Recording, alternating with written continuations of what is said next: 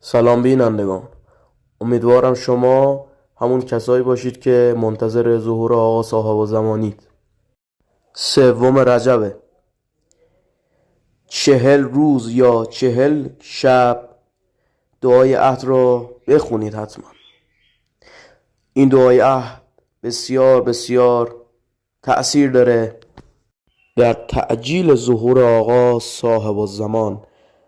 آقا امام صادق فرمودن که اگر دعای عهد را 40 روز یا 40 شب بخونید میتونید یکی از یاران آقا صاحب الزمان باشید، ولی یه شرطی داره که اونم عملتون نیک باشه و در مشکلات دنیا صبر و تحمل داشته باشید و زود جا نزنید.